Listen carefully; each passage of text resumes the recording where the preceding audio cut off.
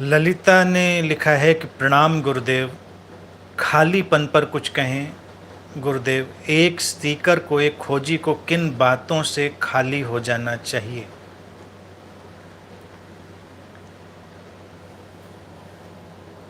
एक जो खोजी है वो खालीपन को कई कई ढंग से देख सकता है। तमाम तरीके हो सकते हैं। पहला तो उसका बिल्कुल भौतिक तल देखें।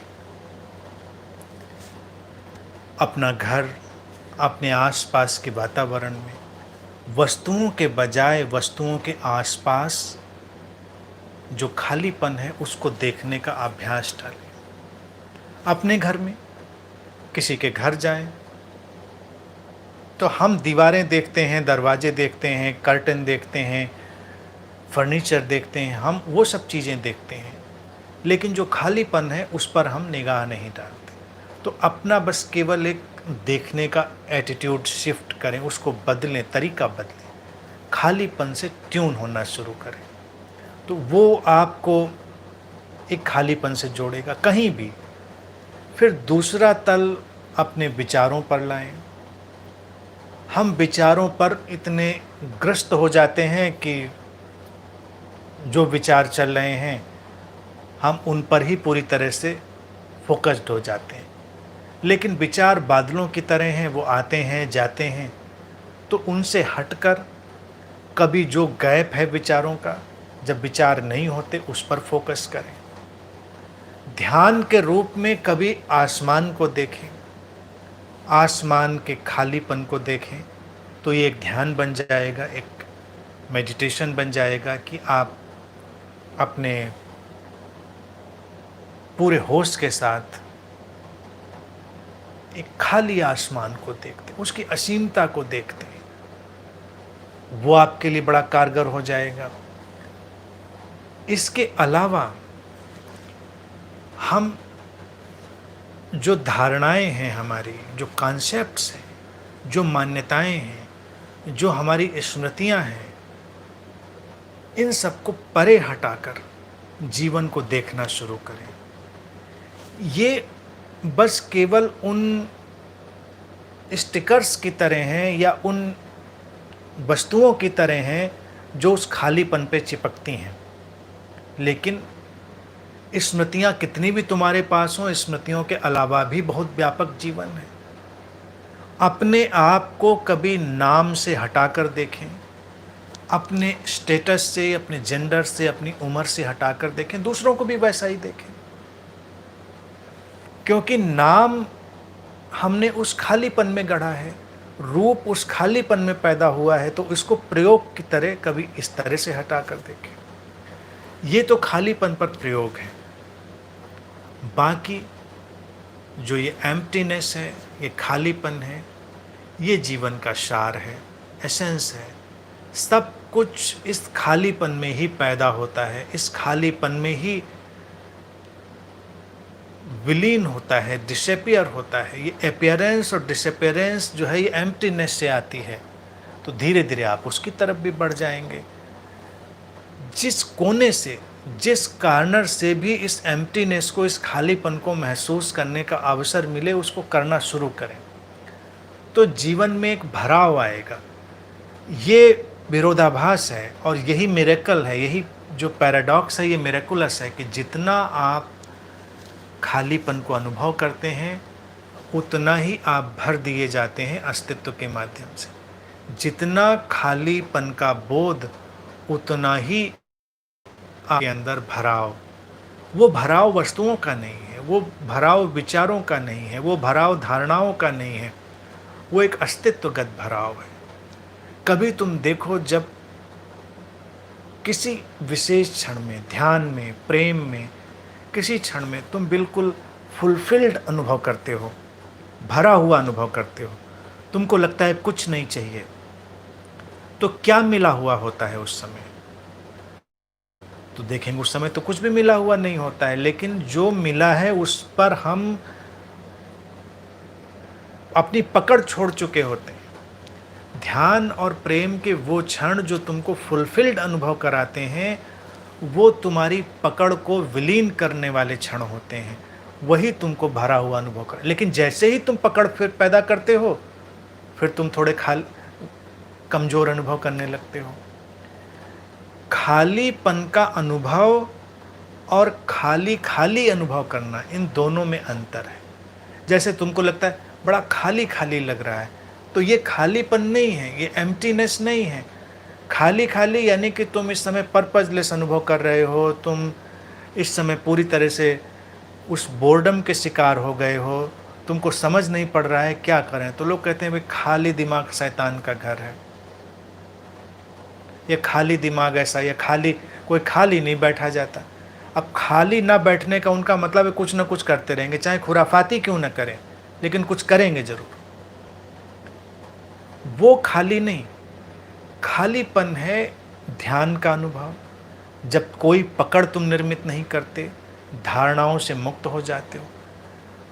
खालीपन प्रेम के गहरे क्षणों में अनुभव में आता है, जब प्रेम का जो पात्र है वो विदा हो जाता है। प्रेम के गहरे क्षणों में प्रेम का लक्ष्य विदा हो जाता है। प्रेम से क्या पाना था क्या नहीं पाना था विदा हो जाता है, और ये क्षण, बस यही क्षण रह जाता है मूल्यवान। तो वो अचानक तुमको भर देता है, फुलफिल्ड कर देता है। तो इन सबको जीने की कोशिश करें, समझने की कोशिश करें।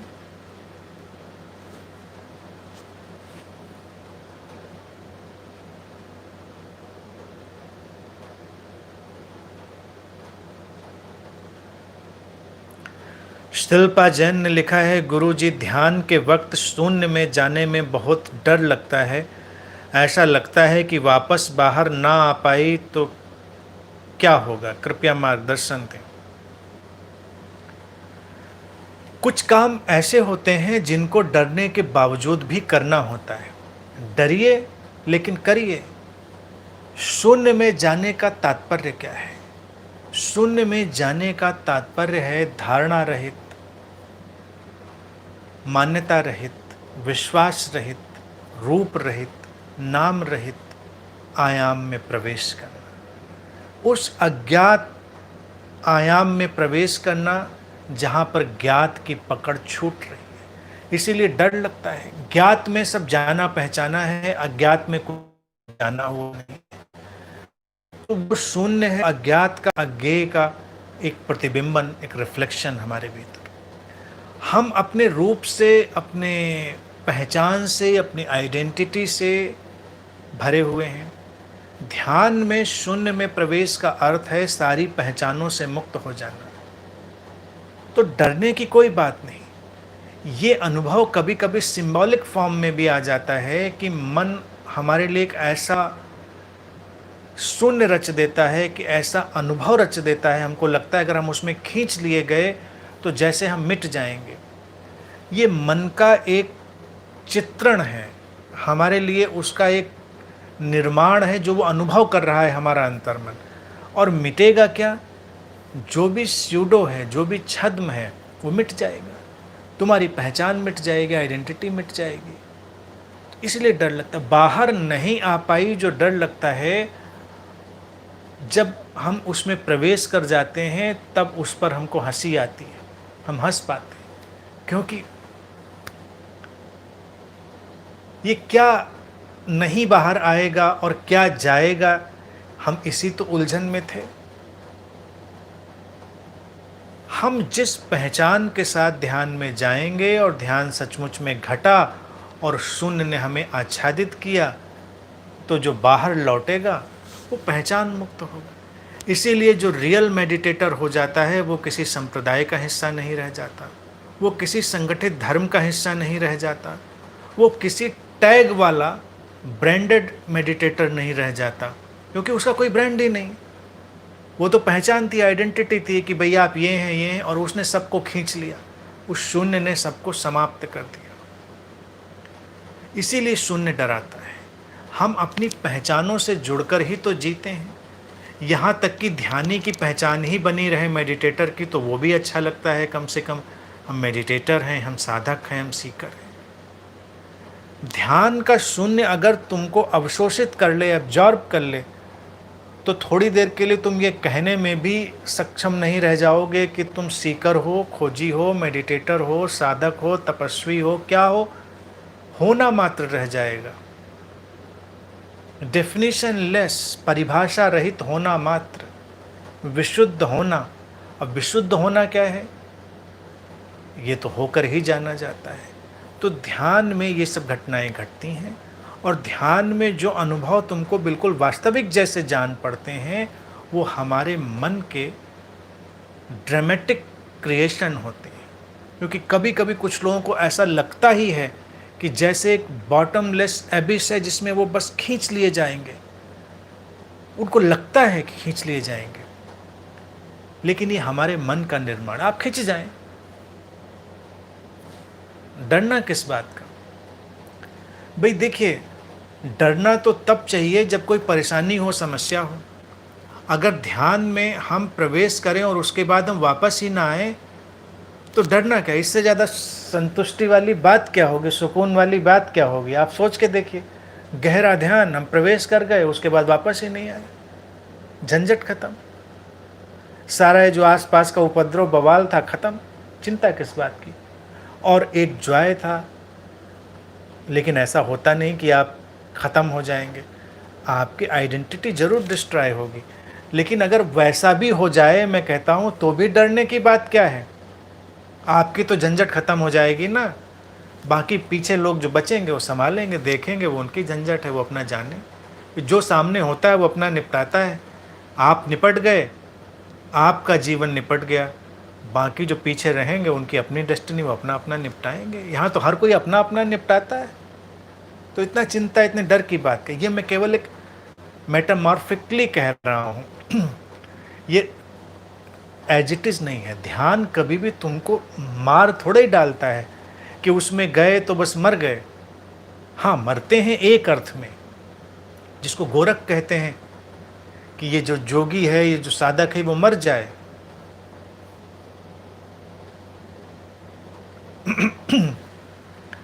तो वैसा कुछ नहीं होता।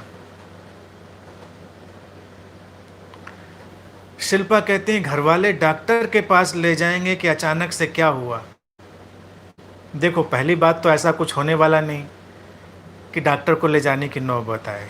पक्का समझ लो, ऐसा कुछ होने वाला नहीं। और कुछ हो गया और डॉक्टर के पास घर वाले ले गए, तो घर वाले इतनी तो सेवा कर ही सकते। अब घर वाले बने ही इसीलिए हैं भाई। लव्ड वन का काम क्या है? थोड़ा बहुत तो हेल्प करेंगे ही।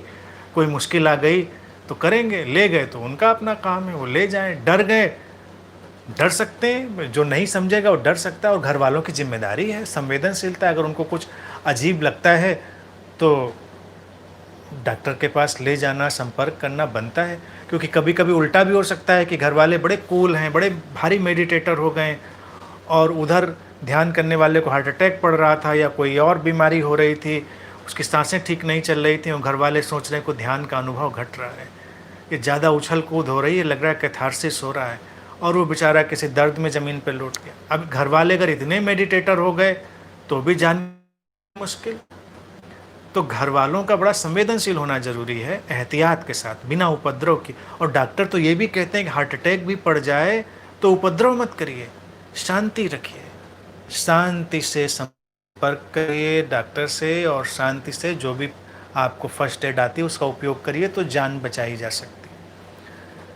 हार्ट अटैक के मामलों में भी चिकित्सकों का कहना है कि ज़्यादातर लोग पैनिक की वजह से मरते हैं, क्योंकि घर वाले पैनिक में आ गए, क्या करें क्या नहीं करें।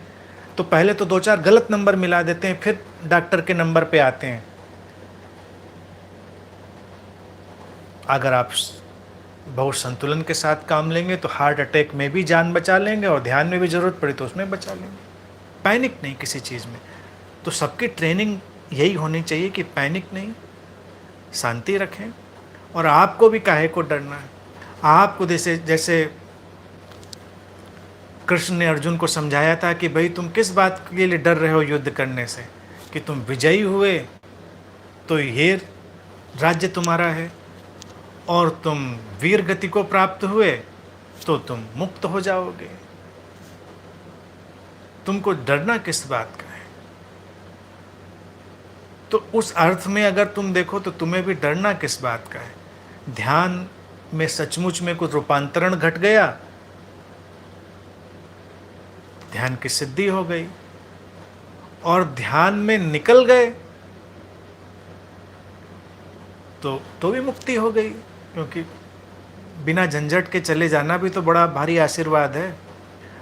और बाकी रहा घर वालों का, घर वाले प्रेम पूर्ण है तो सारी स्थितियों को संभालेंगे, ये उनकी जिम्मेदारी भी बनती है, थोड़ी बहुत आपकी बनती है, उनकी भी बनती है, तो थोड़ा उनको सेवा करने का मौका देना चाहिए।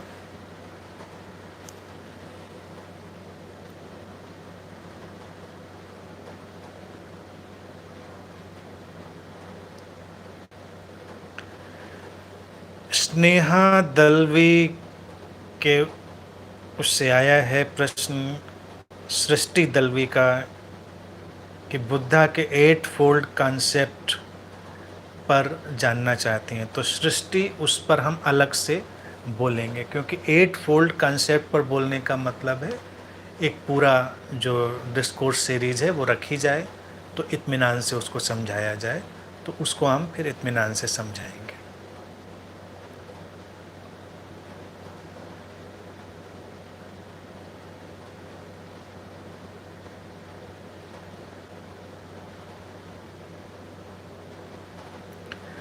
सुधा अग्रवाल ने लिखा है कि प्रणाम अनंत श्री, कर्म हमारे नहीं होते तो प्रारब्ध और संचित कर्म कैसे आते हैं, प्लीज क्लियर कीजिए।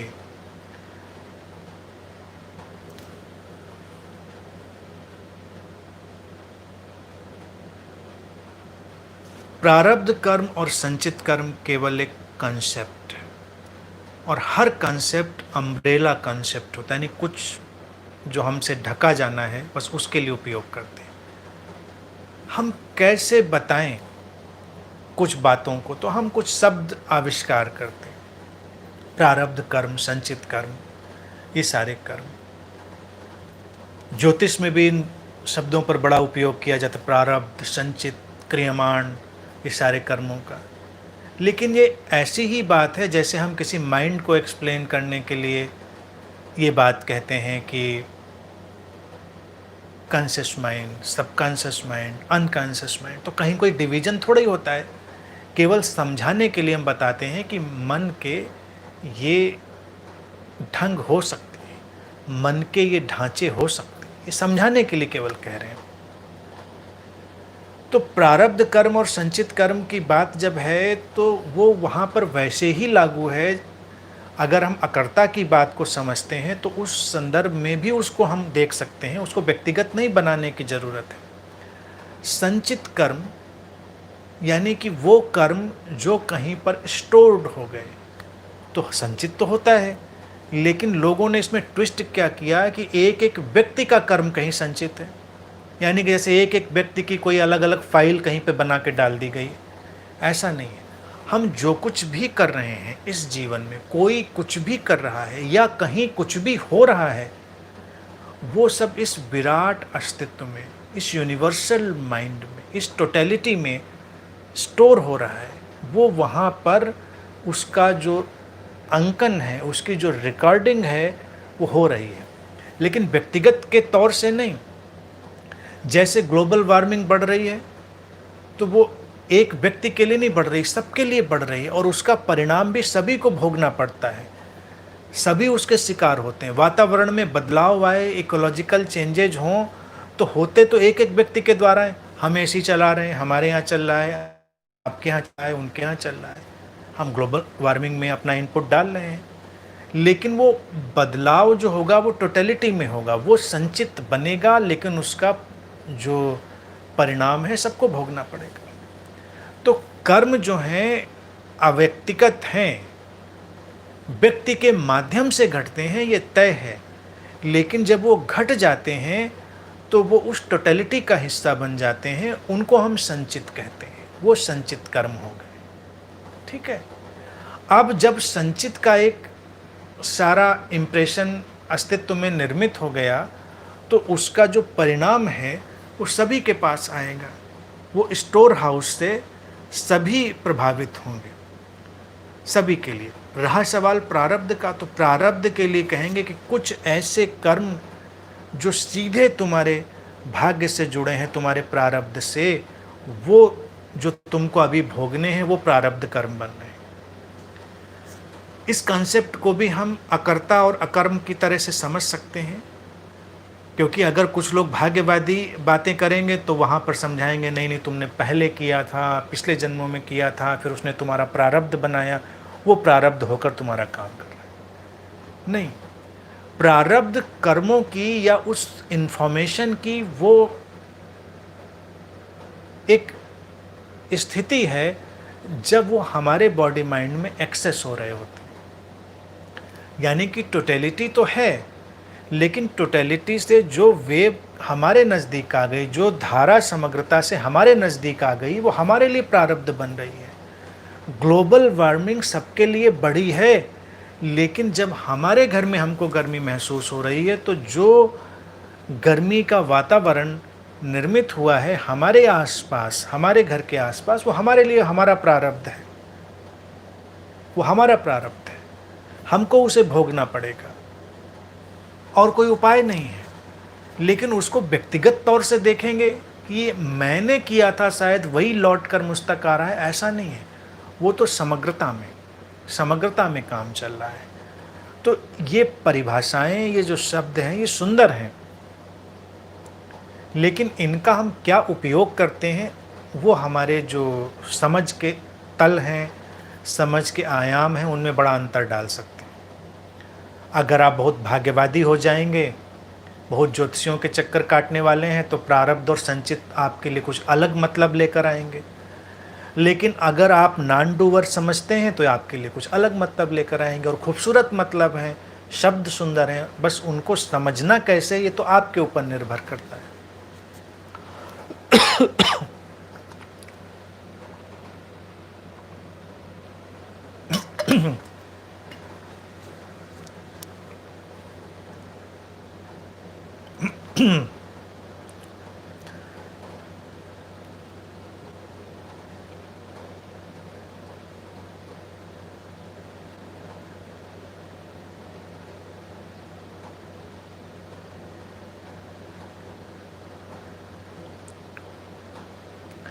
ललिता ने लिखा है, गुरुदेव, राम ने एक शूद्र के कान में लोहा पिघलाकर भरवा दिया था, ऐसा सुना है, सच क्या है? मैं ये बात स्पष्ट रूप से बताना चाहूँगा कि ये सारी बातें असत्य हैं। राम, देखिए, हमने कहा कि हमने राम का मिथक गढ़ा है, उनका इतिहास नहीं गढ़ा है। तो लोहा भरवा दिया था, तो इसको देखने वाले कौन लोग थे, उनके पास क्या रिकॉर्डिंग, क्या एविडेंस है, कहानियाँ हैं। और नैरेटिव की ये लड़ाई है।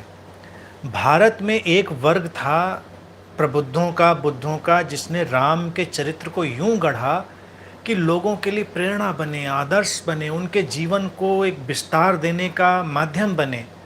लेकिन हमेशा कुछ दुष्ट वृत्ति के लोग रहते हैं, तो उन्होंने धीरे धीरे राम कथा में वो चीज़ें भी जोड़ी जो राम से मैच नहीं खाती। शूद्र के कान में शीशा भरवा दिया था। राम के चरित्र को देखेंगे तो ये घटना राम से कहीं मेल ही नहीं खाती, राम के गुणों से मेल ही नहीं खाती। तो हम कह सकते हैं कि ये बाद में जोड़ी गई घटनाएं होती हैं, जो कुछ लोग ऐसा नैरेटिव गढ़ना चाहते हैं कि राम को इतने महान नहीं थे। आप कहाँ राम की महिमा गा रहे हो? राम ने देखो ये किया, राम ने अपनी पत्नी को जंगल में छोड़ दिया, राम ने शूद्र के कान में शीशा डाल दिया, राम ने तो ये किया वो किया। ये वो लोग हैं जो विध्वंसकारी हैं। और धीरे धीरे क्या होता है, पंडितों और जो आने वाले लोग होते हैं, उनका ये साहस नहीं रह जाता कि वो इन बातों को एडिट करके नई किताबें लाएं। मैं तो हमेशा कहता हूँ कि उनको इंटरप्रेट करने के बजाय, कई लोग, मुझे नहीं पता क्या इंटरप्रेट करते होंगे लोग। मैंने पहले ही कहा था कि मैं बहुत शास्त्रीय व्यक्ति नहीं हूँ कि सारे शास्त्रों को पढ़ूँ फिर बोलूँ। मैं तो जो राम बुलाते हैं वही बोल रहा हूँ, जो राम की इच्छा वही बोला जा रहा है। तो केवल घटना को हमको व्यक्ति के परिप्रेक्ष्य में देखना पड़ेगा। राम के परिप्रेक्ष्य में देखेंगे तो ये घटना बिल्कुल अप्रासंगिक है, राम नहीं कर सकते।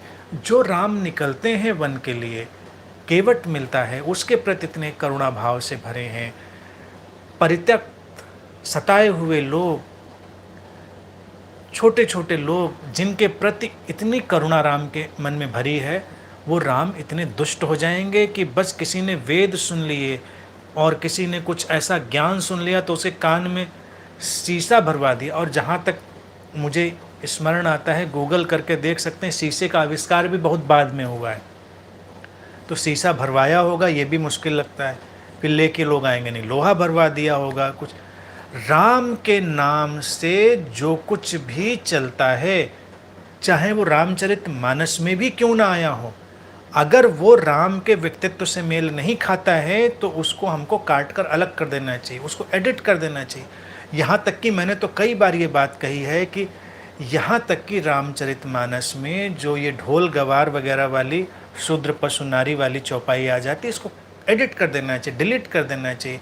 हालांकि कुछ लोग उसको भी व्याख्या करने में लगे रहते हैं, नहीं नहीं इसका मतलब ये, इसका मतलब, लेकिन वो है तो डेरोगेटरी, सुनने में ही डेरोगेटरी लगती है। तो ऐसी बात लिखनी ही क्यों जो सुनने में प्रारंभिक रूप से ही डेरोगेटरी लगे। भाई अगर हमें किसी को प्रेरणा देनी है, हमको किसी के जीवन को आदर्श देना है, तो हमको डेरोगेटरी चीज़ें थोड़ा ही लिखनी है और पहली नज़र में डेरोगेटरी लगे या विध्वंसक लगे या ऐसी लगे, खराब लगे, और फिर हम उसको व्याख्या करके सिद्ध करें कि नहीं ये ऐसा है, हटा दीजिए। रामचरितमानस को चौपाई डिलीट कर दीजिए, दूसरी छाप लीजिए। और प्रतियाँ हैं, जहाँ कहीं कोई किताब ऐसी मिले जिसमें लगे कि ये चीज़ गड़बड़ है, तो यकीन मानिए वो राम के जीवन का हिस्सा नहीं है। यहाँ तक कि मैं कहता हूँ राम ने अपनी पत्नी को वन में निकाल दिया, इस कथा में भी मैं यकीन नहीं करता कि क्योंकि राम के व्यक्तित्व को देखें ये संभव नहीं है। जो सीता को लेकर इतने विह्वल और व्याकुल रहने वाले व्यक्ति हैं, वो इतने कठोर हो जाएंगे कि उनको वो गर्भवती पत्नी उसको निकाल देंगे कि जाओ जो तुमको करना है करो जाके। हाँ, कुछ लोग उसके बड़े वर्णन लेके आएंगे, कुछ लोग उसके ज्योतिषीय और अलग किस्म के वर्णन लेके आते, क्योंकि पुस्तक में पढ़ रहा था तो किसी ने कहा कि वो बड़ा एक ऐसा संयोग योग बना था जिसके कारण राम को ऐसा कदम लेना। तो राम आदर्श चरित्र है, मर्यादा पुरुषोत्तम है, वो ऐसा काम करके दिखाएंगे ही नहीं जो समाज में गलत संदेश देने वाला हो। और राम को क्या हम कम अक्ल समझते हैं, मंद बुद्धि समझते हैं? हम तो उनको ज्ञान का सागर कहते हैं। तो अगर उनको शक आना था अपनी पत्नी पे तो पहले ही आ जाता। वो लंका तक इतनी मारा मारी करने थोड़े ही जाते, इस सारा एक्शन एडवेंचर करने थोड़े ही जाते वो लंका पे। अगर शक आ जाता वो कहते बताइए आराम से पड़ी हुई हैं रावण के यहाँ, हम काहे को लेने जाएं, शक आ गया। तो ये चाहे अग्नि परीक्षा की बातें हों, चाहे वन में निकालने की बातें हों, ये सब बाद में जोड़ी गई राम की चरित्र को मलिन करने वाली बातें हैं। इन सबको हटा दीजिए और हटाने की हिम्मत रखिए। और अगर घर में रामचरितमानस भी पढ़ते हैं तो लोग एडिट नहीं कर रहे हैं, आप ही कलम उठाकर उन चौपाइयों को काट दीजिए, उन पर स्याही लगा दीजिए, उनको मत पढ़िए वैसे। और मैं हर मजहब के लोगों को कहता हूँ, राम के लिए क्या, हर मजहब के लोग, तुम्हारे किसी भी किताब में अगर कोई भी वायलेंट विध्वंसकारी कोई भी ऐसी चीज़ लिखी है उसको काट दो, हटा दो, क्योंकि वो मेल नहीं खाती। किसी बुद्ध के जीवन चरित्र से जो चीज़ मेल नहीं खाती है तो उसकी व्याख्या करने की ज़रूरत नहीं। अब कोई मेरे सामने आए और पहले मैं उसको कह दूं कि और गधे आ गए, फिर उसके बाद मैं गधे को व्याख्यायित करूं कि नहीं, मैंने गधा इसलिए कहा था क्योंकि गधा दुनिया का बहुत ही सुशील सीधा जीव होता है, और तुमने जो एंट्री ली थी वो इतनी सीधी थी, इतनी सौम्य थी, गधे जैसी थी, इसलिए मैंने तुमको गधा कहा। तो पहले कदम पे हम तुमको गधा कहें ही क्यों कि मुझे उसको इंटरप्रेट करना पड़े, तो हम स्वागत अच्छे से कर सकते हैं प्रेम से। तो ये जो किताबों में पहले तो उल्टी सीधी बातें लिखिए और फिर लिख के उनको आप व्याख्या करिए लोग। और ये प्रबुद्ध लोगों ने नहीं लिखी है, ये विध्वंसकारी नैरेटिव रचने वाले लोगों ने लिखी है। वो राम के संदर्भ में भी सही है, वो कृष्ण के संदर्भ में भी सही है, वो मोहम्मद के संदर्भ में, जीसस के, सबके संदर्भ में। और हर धर्म ग्रंथ से उन बातों को डिलीट करना अनिवार्य है। लोग नहीं एडिट कर रहे हैं तो आप अपने अपने घरों में जो किताबें रखें उन्हीं को एडिट कर लीजिए, कम से कम झंझट से मुक्ति तो पाइए। हमारे राम मर्यादा पुरुषोत्तम है, सुंदरतम है, करुणावान है, ज्ञान के सागर हैं, प्रेम के सागर हैं, उनमें कुछ गलत हो ही नहीं सकता। हम तो ऐसा ही राम को देखते हैं, और जो ऐसा नहीं देखता या जो चीज़ ऐसी नहीं दिखाती वो असत्य है। बात खत्म।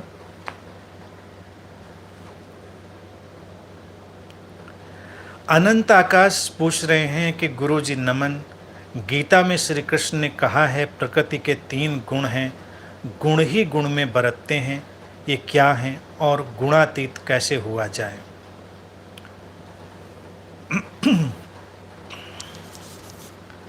अनंत आकाश, ये जो विषय हैं ये प्रश्न भी आज मैं होल्ड करूंगा, क्योंकि इस पर भी मैं विस्तार से बोलूँगा।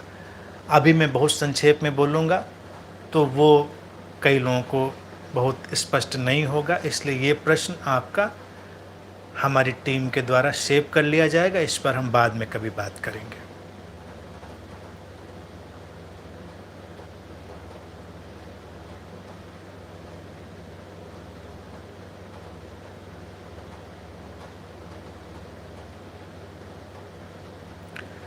मौसमी इन्हें ने लिखा है, प्रणाम अनंत Shri, I am doing my dream job. I have good opportunities to grow, but on the other hand, I feel to quit IT sector.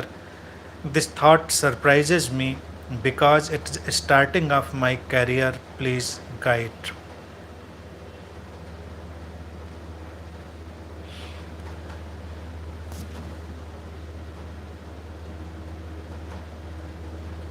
देखिए,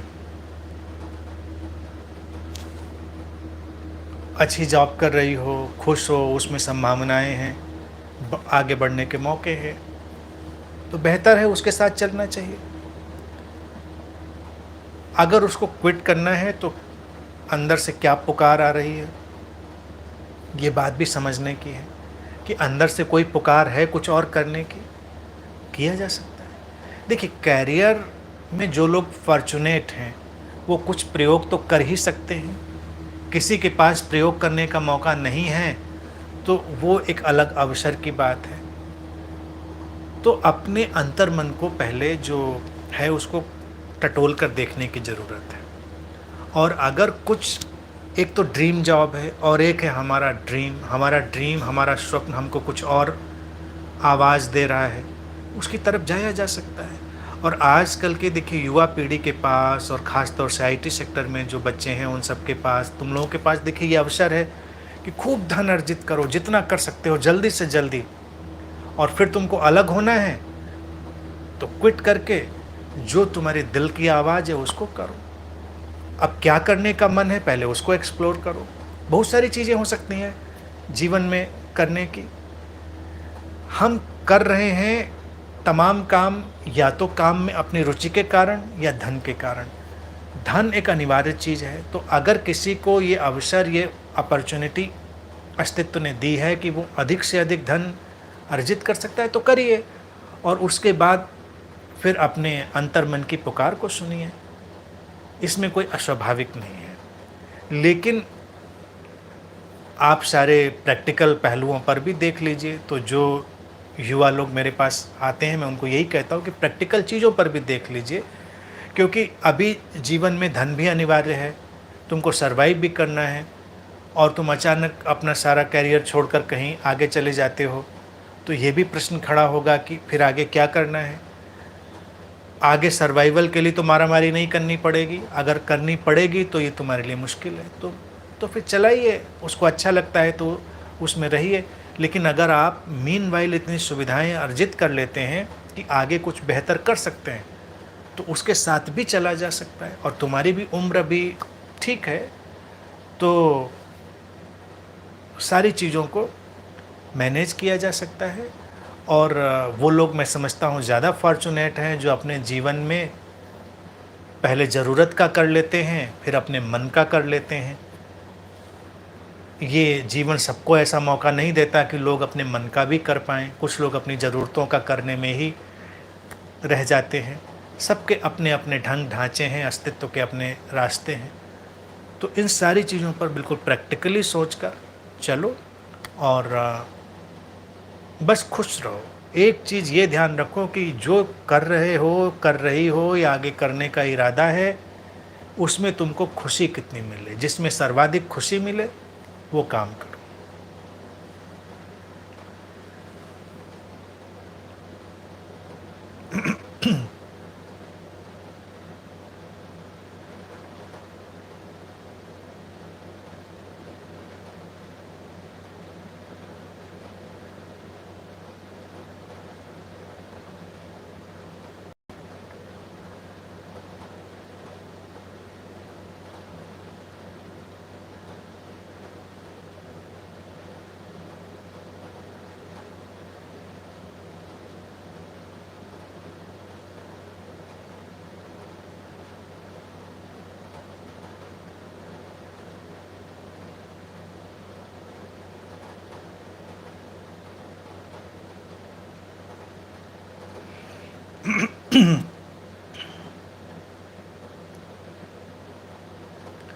पुरंजे का प्रश्न है, इसे मन शरीर के तल पर जाना जा सकता है, यदि नहीं तो फिर कैसे? पुरंजे, मेरे पास इतना ही प्रश्न अभी मुझे दिख रहा है, किसे किसे मन शरीर के तल पर जाना जा सकता है? अगर अभी उसको डाल सकते हो तो डालो, मैं देखता हूँ, क्योंकि ये अभी प्रश्न अधूरा लग रहा है।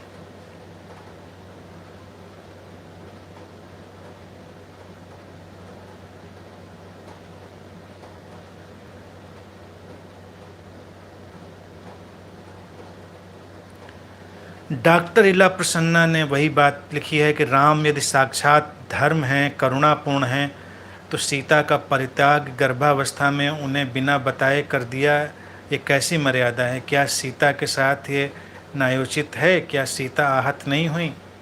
तो ये कहानी राम के साथ मैच नहीं करती, इसलिए इसको डिलीट कर दें। ये कहानी गलत ही होगी, इसको न इंटरप्रेट करने की ज़रूरत है, न इसमें यकीन करने की ज़रूरत है। राम का इतिहास तो हमने नहीं देखा, जिसने लिखा उसने भी नहीं देखा। जब किसी ने नहीं देखा तो हम सर्वश्रेष्ठ और सुंदरतम चरित्र ही राम का रचेंगे, ये बात है।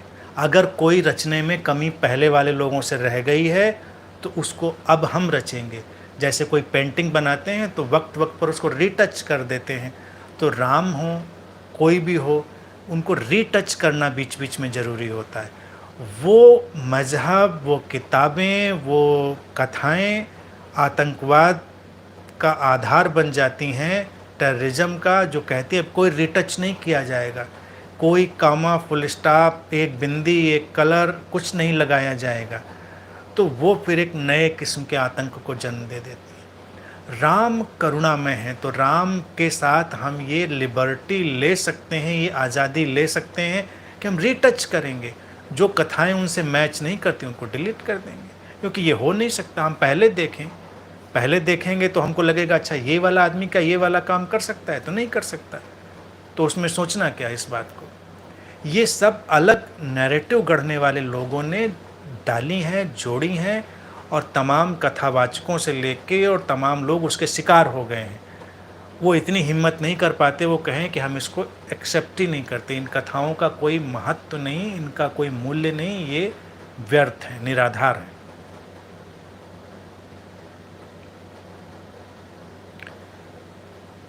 शैलेंद्र गरुण लिखते हैं, नमन गुरुजी, अनअटैच्ड रहकर प्रेम हो सकता है क्या? कृपया समझाएं।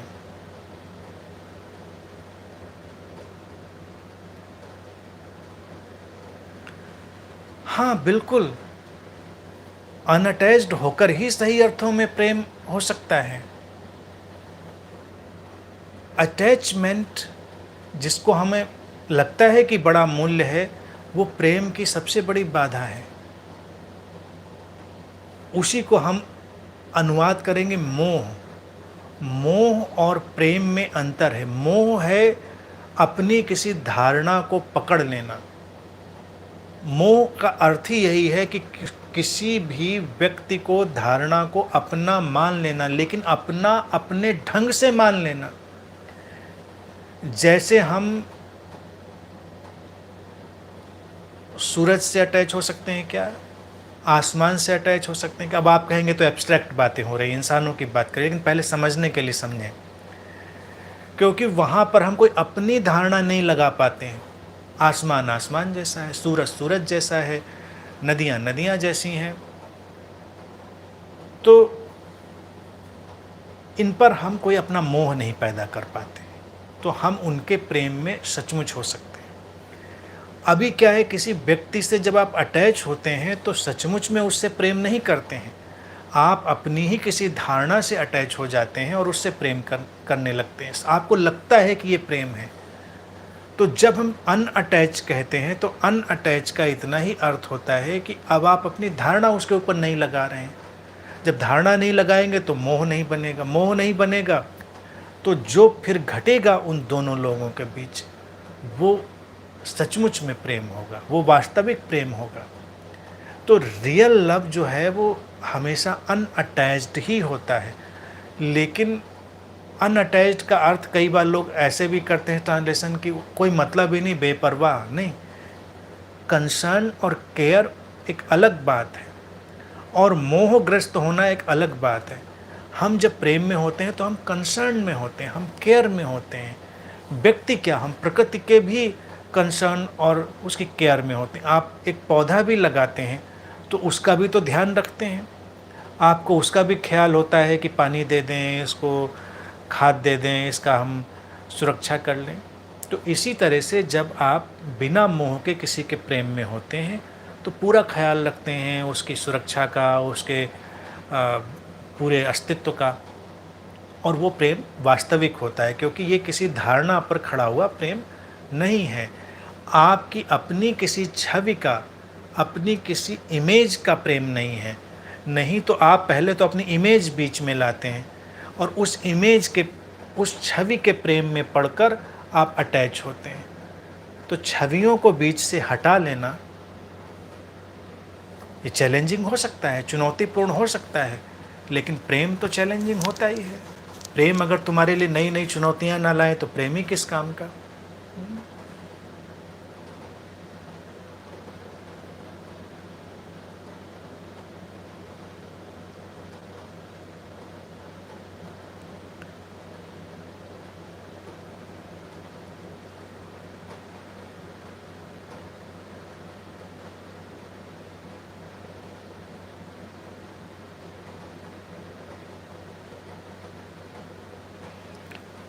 मंजुश्री ने लिखा है, आपने पिछली बार कहा था कि धारा जब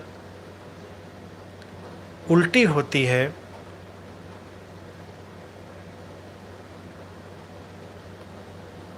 फिर से सुने इसको। मंजुश्री जी कहती हैं कि आपने पिछली बार कहा था कि धारा जब उल्टी होती है तब राधा बनती है।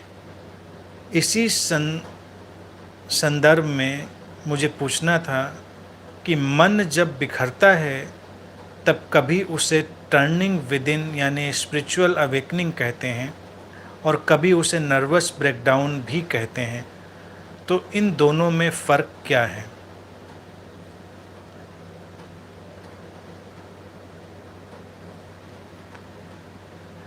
देखिए, टर्निंग विदिन जो है भीतर की तरफ मुड़ना, बिखरना नहीं है, वो मुड़ना है। जिसको हम डिप्रेशन, अवसाद, नर्वस ब्रेकडाउन कहते हैं, वो उस अंतर मन की धारा का विकृत हो जाना है, कुंठित हो जाना है। वो अंदर की तरफ मुड़ नहीं रही है, वो कुंठित हो गई है, उसमें तमाम किस्म के गांठें पड़ गई हैं।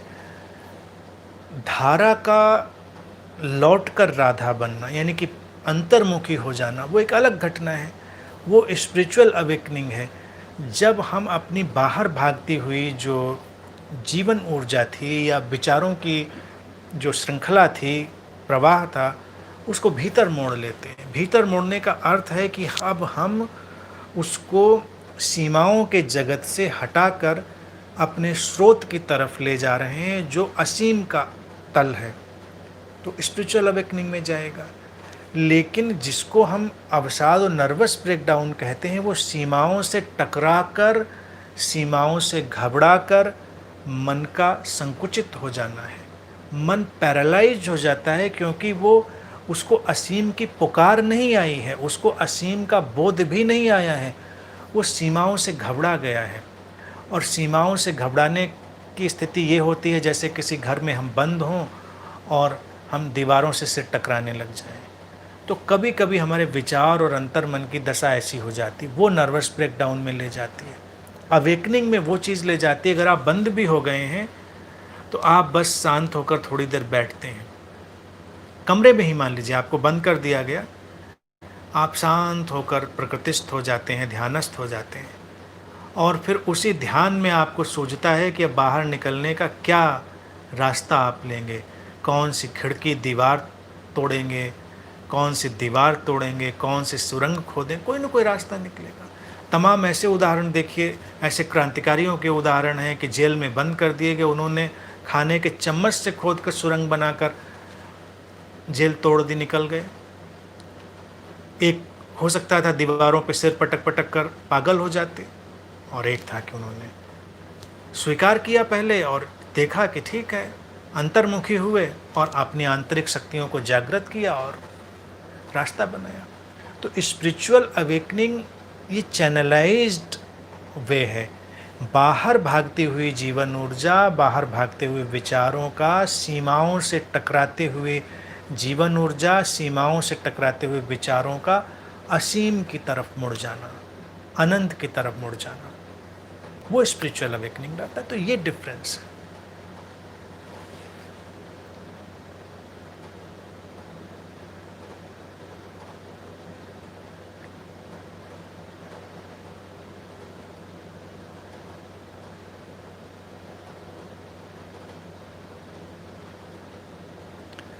दीपिका देश पांडे कहती हैं, गुरुजी राम को बुद्ध कह के एक अद्भुत विचार आपने हमारे सामने रखा, ऐसा विचार कभी मन में या पढ़ने में नहीं आया, बहुत सुंदर, अहोभाव। देखो दीपिका, हम यही लिबर्टीज, यही स्वतंत्रताएं लेते हैं भारत में जब हम हमेशा कुछ नया गढ़ते हैं, नया रचते हैं और अपने प्रतीकों को भी झाड़ पोंछ कर कुछ नया रूप देते हैं। जिन प्रतीकों में किसी भी किस्म से कोई भी विकृति आ रही हो, उनको फिर से रिटच करना जरूरी होता है। बुद्ध शब्द खूबसूरत है, राम शब्द खूबसूरत है, कृष्ण शब्द खूबसूरत है, तो हम क्यों नहीं चाहेंगे कि हम इन सब का एक कॉम्बिनेशन पैदा करें? हम उनको अलग थलग करके क्यों देखें? हम कोई ये जिहादी विचारधारा थोड़ा ही लेकर चल रहे हैं भारत में कि अपना अपना झंडा गाड़ना है। बुद्ध तो बुद्धिज्म, कृष्ण, अब कृष्ण के साथ कृष्णिज्म नहीं आता, लेकिन आया ही हुआ है कृष्ण भक्तों का। जो कृष्ण भक्त हो गए वो कृष्णिज्म में चले गए, राम भक्त रामिज्म में चले गए। तो हम किसी इज्म में यकीन नहीं करते भारत में। सब खूबसूरत हैं और खूबसूरत चीज़ों को इकट्ठे करके हम एक साथ एक गुलदस्ता बना लेते हैं। तो ये सारे शब्द ये भाव दशाओं को इंगित करने वाले हैं, ये व्यक्तियों को इंगित करने वाले नहीं हैं। जैसे बुद्ध बोध का परिचायक शब्द है, कृष्ण उस आकर्षण को निर्मित कर देने वाली चेतना का है, राम जो जन जन में रम जाए, कण कण में रम जाए, उस चेतना का परिचायक है। तो ये सारी चीज़ें तो एक में मिलती हैं ना, तो इनको मिलाकर कहना ज़्यादा उचित है। बुद्ध अलग किस्म के राम हैं, राम अलग किस्म बुद्ध हैं, और उनके आप कृष्ण को कहाँ फिट करेंगे, वो फिट कर ही सकते हैं। तो ये सब ऐसा ही हमारा ढंग है। बस एक आध चीज और देखता हूं।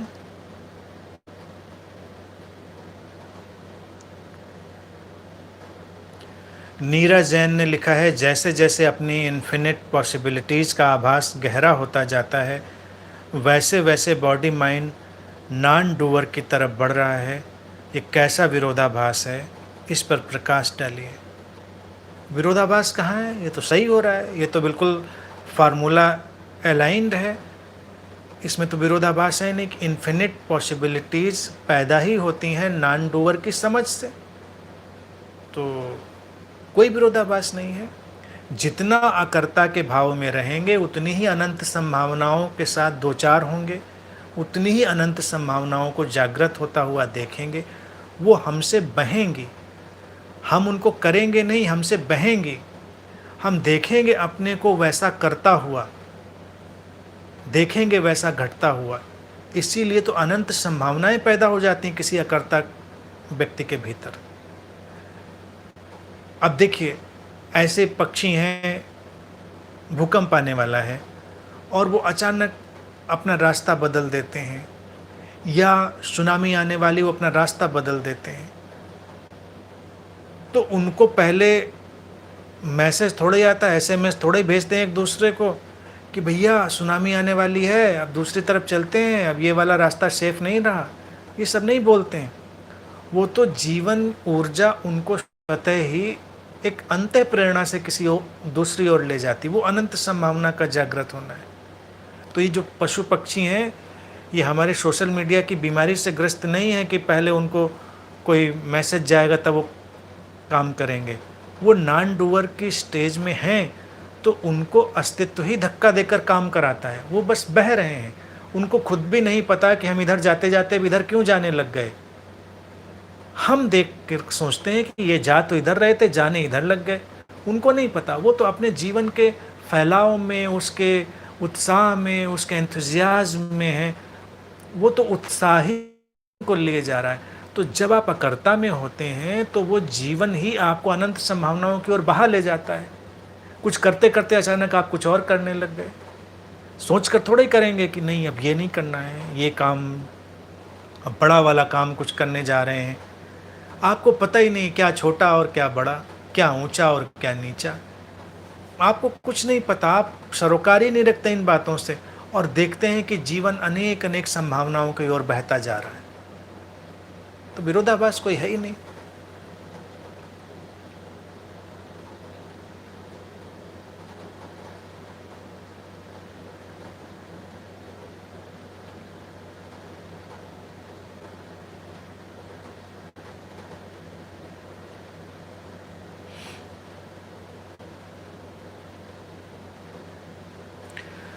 शिल्पा जैन एक बात और पूछती, उन्हें शून्य में डरने की बात लिखी थी जाने में ध्यान में, और तो पूछती हैं कि शून्य में से बहुत संकल्प के द्वारा निकला जाता है क्या गुरुजी?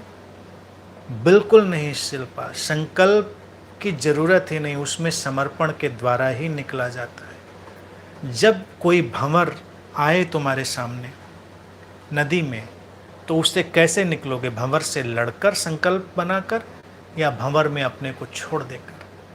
जो छोड़ देते हैं वो नीचे खींच लिए जाते हैं और फिर बाहर निकाल दिए जाते हैं। वो पानी का स्वभाव है।